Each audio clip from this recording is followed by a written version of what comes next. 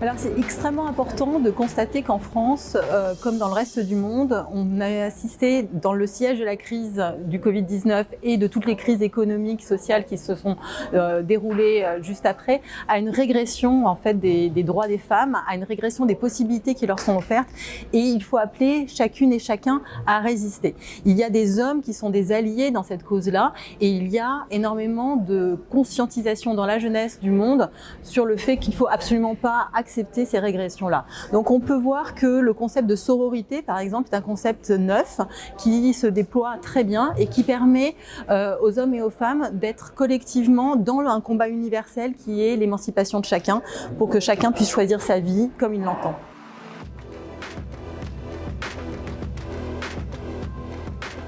Alors quand vous libérez une fille, une femme, vous libérez aussi tout un peuple, puisque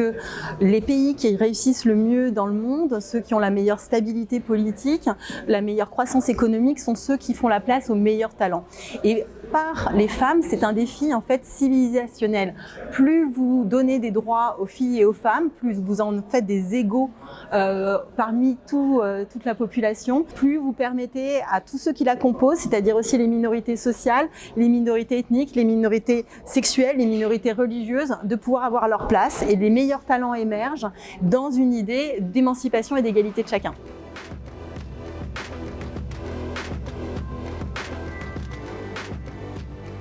Alors l'ONU a cette préoccupation depuis très longtemps d'intégrer les femmes dans ces opérations de la paix, et en 2000, le Conseil de sécurité des Nations Unies a adopté la résolution qui s'appelle la résolution 1325, Femmes, Paix, Sécurité, et qui montre qu'il faut avoir une perspective de genre, une diplomatie féministe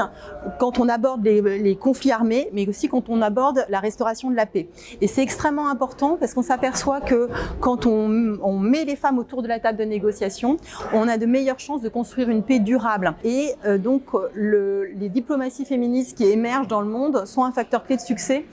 pour la stabilité et la paix dans le monde et l'égalité des droits. Et c'est ainsi que plusieurs pays comme la France revendiquent aujourd'hui une diplomatie féministe qui met au cœur de l'appareil diplomatique pour la stabilité et pour la paix les droits des femmes et leur émancipation pour une société plus juste.